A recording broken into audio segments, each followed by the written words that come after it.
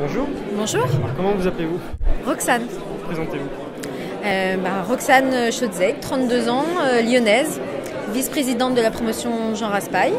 On est tous très impliqués, on donne le meilleur de nous-mêmes pour le colloque soit beau, réussi, pour que tout se passe au mieux. Vous êtes venu ici aujourd'hui? Pour voir les différents intervenants, les stands, se retrouver entre personnes qui partagent les mêmes idées, voilà. Alors je suis venu parce que le colloque est une réunion à laquelle je participe tous les ans. C'est une réunion qui est extrêmement importante à mon sens parce qu'elle nous rappelle un petit peu tous les enjeux de l'Europe aujourd'hui, de notre civilisation et de notre avenir en fait. Et donc avoir un événement qui nous rassemble, qui nous permet de nous rappeler un petit peu tous ces éléments me semble assez important et fondamental pour notre futur. Il y a toujours une très bonne ambiance tous les ans. Il y a différents stands, différentes ambiances justement. Une un peu plus studieuse avec les conférences et les débats. Et une un petit peu plus bon enfant avec les achats de livres et d'objets divers que des artisans européens ont fait. Et puis voilà, le coin buvette, où on peut se retrouver, discuter, échanger. C'est toujours un moment important et où on prend plaisir à être ensemble. Et alors les thèmes évoluent au fil des ans, donc il n'y a pas de redondance, mais chaque colloque vient apporter une vision avec différents points de vue qui me semblent assez complémentaires et qui permettent de faire avancer notre vision du monde, notre compréhension du monde sur tous ces sujets qui sont fondamentaux pour l'avenir. Nous avons tenu tous les ans un colloque depuis la création de l'Institut du IAD, y compris malgré les années Covid, mais là c'est un colloque dans sa plénitude avec non seulement des conférences mais aussi une exposition artistique, mais aussi des stands. C'est un petit peu ce que nous voulons faire de ces colloques, un opéra européen, un grand opéra européen. Comment se passe cette nouvelle édition du colloque? Je pense qu'elle se passe avec une affluence extrêmement grande et des thèmes très, très forts qui ont été traités. Le débat entre Alain de Benoît et Paul-Marie Couteau, qui a beaucoup tourné sur la distinction entre le public et le privé, qui est une des distinctions fondamentales du politique.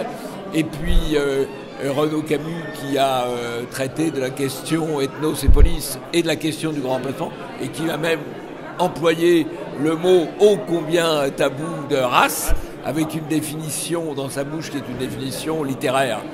Ça a été évidemment des moments très forts de ce colloque. Je note aussi le développement, et j'aime beaucoup l'expression de David Engels, expérientialiste en termes d'espérance pour la civilisation européenne. David Engels, bonjour. Bonjour. Pourquoi avoir répondu présent à l'appel de l'Institut IAD aujourd'hui?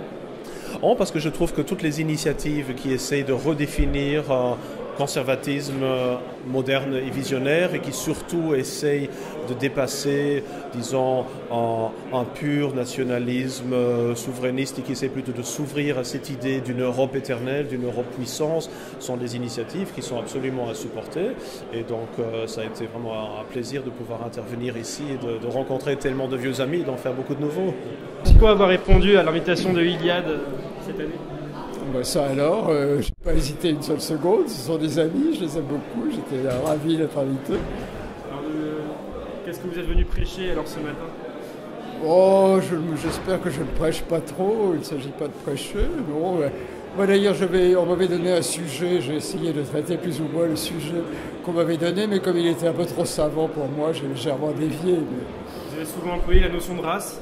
Absolument, je crois que la notion de race, et le mot surtout, plus que la notion qui n'a aucune consistance au fond, qui est tellement polymorphe qu'elle est indéfinissable, mais je crois qu'il est absolument désolant de se priver de ce mot qui est très inscrit dans notre langue depuis toujours, qui a été parfaitement admissible et admis pendant des générations, à peu près jusqu'à De Gaulle et jusqu'au président Pompidou qui l'employait beaucoup.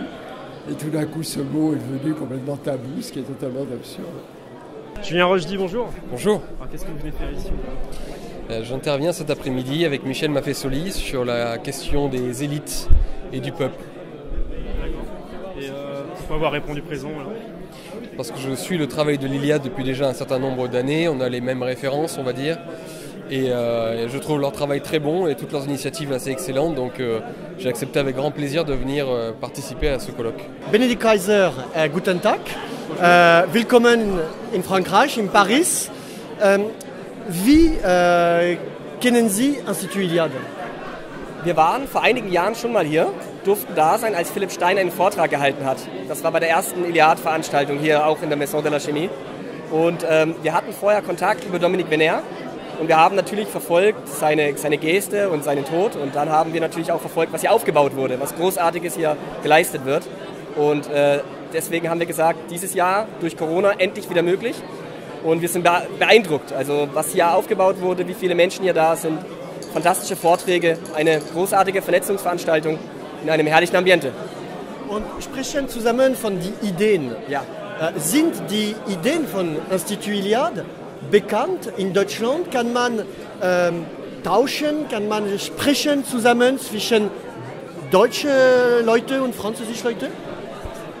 Um ehrlich zu sein, könnte das noch etwas ausgebaut werden. Also ich glaube generell, dass der deutsch-französische Austausch im Jahre 2022 noch besser funktionieren könnte, von beiden Seiten.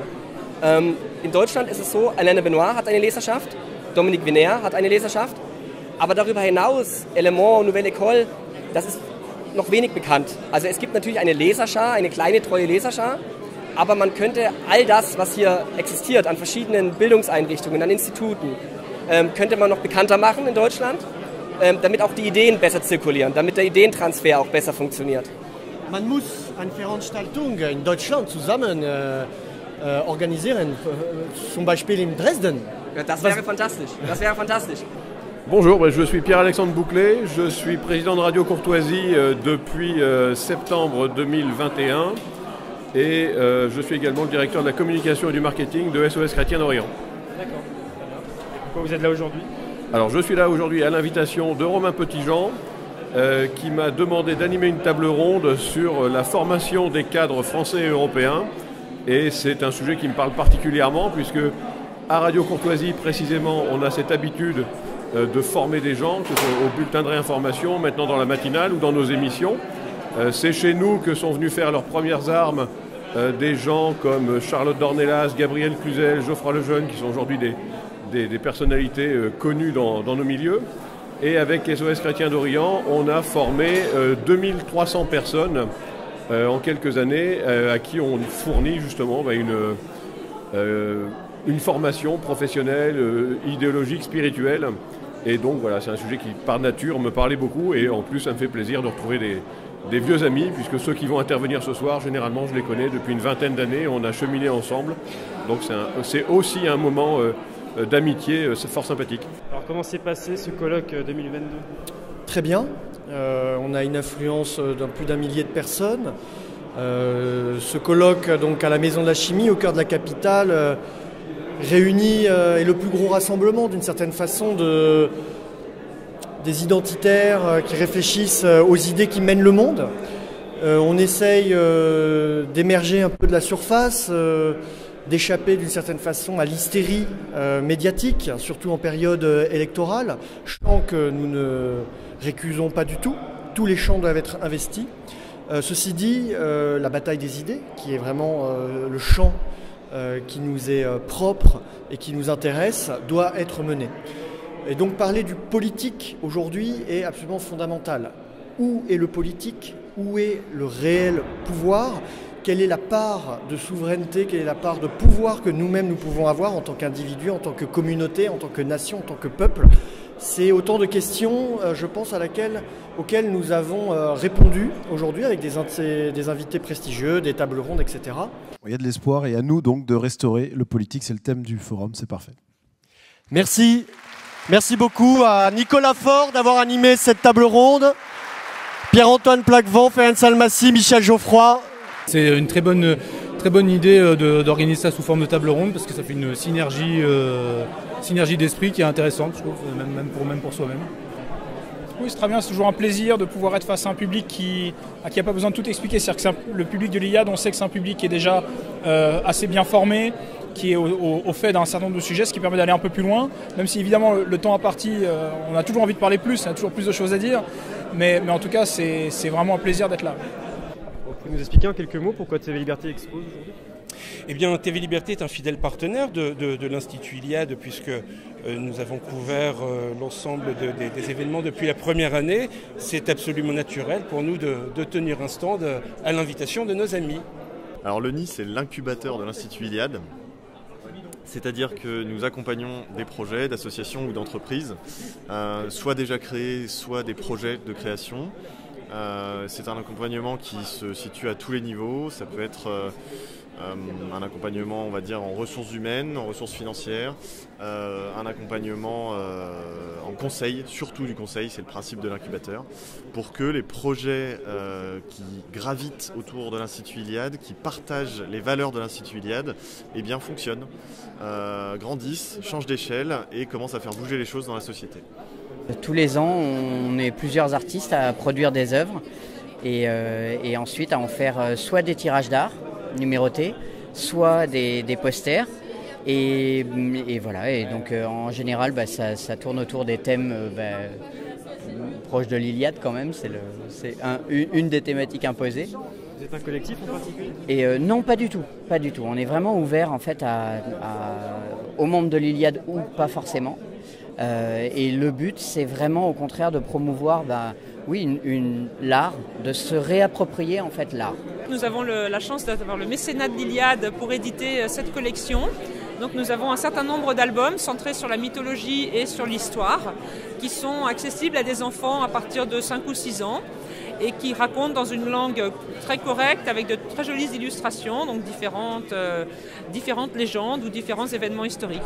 Le club, vous pouvez le voir comme l'instance à la fois mécénale de l'Iliade et son conseil d'administration informel, si vous voulez, qui va épauler notamment dans ses missions les cercles dirigeants, le premier cercle de l'Iliade, dans à la fois le déploiement, la création et la concrétisation de ces axes de travail.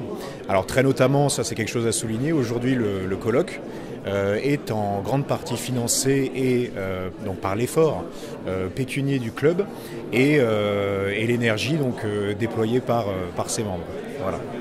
Donc, alors il n'y a pas que ça, on va aussi le club finance un grand nombre de projets qui et va les accompagner sur la durée. Je pense notamment au NI que vous avez en face de vous, un stand que vous allez sans doute superbe, là encore interviewé, et donc qui est soutenu en bonne part par les mécènes et donc le soutien à la fois évidemment financier mais aussi logistique et gestionnaire, on va dire, du club. Pourquoi le Club des 100 s'appelle le Club des 100 ? C'est parce qu'initialement on avait eu l'idée d'arriver à ce nombre symbolique donc de membres. Alors aujourd'hui, je peux vous dire qu'on l'a dépassé, ce qui est la très bonne nouvelle, et on est toujours en recherche, en expansion. Ça passe évidemment par la cooptation, et aujourd'hui il était à la cooptation, mais aussi donc la présence du club au sein des stands pour pouvoir donc essayer de recruter le plus possible, voilà, et de faire grandir d'une certaine manière ce club dans l'institut, ce club dans le club. Très bien. Merci. Voilà, je vous en prie. Alors je suis pâtissière et pour Pâques j'ai une gamme de chocolat et je travaille en bio et en local au maximum ou français. On m'a proposé d'avoir un stand et du coup j'ai accepté, et ce sont que des chocolats, donc j'essaye de vraiment me fournir en local, donc je pense que c'est quelque chose qui correspond aussi aux valeurs par rapport à l'Iliade. J'essaye de prendre que des produits français ou vraiment d'Île-de-France. Là on va dire c'est un portfolio animé de plusieurs extraits de films d'animation que j'ai fait. Donc c'est la technique qu'on appelle en anglais le stop motion, donc c'est du film d'animation en volume. C'est-à-dire donc je réalise des marionnettes que j'anime en prenant des photos et en faisant des montages. Et là donc j'ai un projet en cours d'animation de quelques parties du Ring, donc l'anneau du Nibelung de Richard Wagner, que j'anime. Donc là il n'y a pas le son, mais que j'anime en fait la musique de Wagner avec des scénettes, avec ce genre de personnages. Alors principalement des objets en bois, en cuir et en tissu, puisque c'est de la soie, du lin et des lanières en cuir, ainsi que des découpes au scalpel. Et cette année, j'ai préparé une collection complète sur le thème du labyrinthe qui est cher au symbolisme européen. Donc je suis un ancien maître d'art, je suis sculpteur ornemaniste, j'ai restauré des châteaux, j'ai touché des gros objets, des petits objets. Mon métier est un métier de patrimoine et ici je vends des épinglettes, des affiquets. Affiquet est un joli vieux mot du XIVe siècle qui est beaucoup plus fin et signifiant que le mot de pins par exemple. Et ce sont des objets plaqués or à 24 carats ou en argent qui sont des raccourcis de nos mémoires, d'héraldisme, d'alchimie, d'astrologie, de symbolique. Ce sont des clés d'inconscient, comme dirait Jung. Culture viking, culture... De tout, c'est européen. J'ai des aigles Romanov, j'ai des aigles vikings, j'ai l'abeille de Mérové qui a été repris par Napoléon Ier, j'ai Junon, la déesse de la force, j'ai Périclès. C'est vous qui les faites ou... Alors, c'est tiré avec des matrices qui sont des blocs d'acier, c'est la technique des monnaies et médailles, et c'est l'école de Paris. Certaines matrices datent de plusieurs siècles, et Paris était capitale du monde de l'estampage. C'est une tradition qui vient des Gaulois, parce que les Gaulois étaient déjà des maîtres métalliers. C'est Vercingétorix. Et les Gaulois étaient des maîtres, faisaient des bijoux et des pièces de monnaie remarquables. Même les Grecs les admiraient. Alors que pour que les Grecs admirent du savoir-faire étranger, il fallait que ce soit vraiment de belle qualité. Moi, je suis reine. Eh bien, aie pitié de moi. Vis. Le cadavre de ton frère qui pourrit sous ma fenêtre, c'est assez payé pour que l'ordre règne dans Thèbes. Mon fils t'aime. Ne m'oblige pas à payer encore avec toi. J'ai assez payé. Ben là, on est un peu plus d'un millier, donc oui, c'est un succès d'audience. On est à 1200 environ, donc ça fait beaucoup de monde. Et surtout, les têtes se renouvellent. C'est-à-dire qu'il y a énormément de nouvelles têtes, énormément de jeunesse qui s'intéresse à ce qu'on fait. Bon, ben ça, c'est un critère qualitatif qui est presque plus important que le critère quantitatif. Et puis, pendant les contraintes de la Corona-folie, nous avons maintenu le colloque. On aurait pu l'annuler, on aurait pu se contraindre. Et donc, nous avons tout fait pour maintenir, pour dire que même quand on nous impose de nous museler de façon inique, il fallait continuer à tenir. Et là, aujourd'hui, on retrouve, c'est complètement épisodique, puisque les contraintes ont été levées pour l'élection présidentielle, pour que Macron soit réélu. Enfin, je veux dire, personne n'est dupe. Donc voilà, ça va revenir en septembre. Et donc, j'encourage tous les gens qui nous écoutent et nous suivent à résister sur ces sujets qui sont vraiment c'est une ingénierie sociale qui participe justement de cette domestication de l'homme.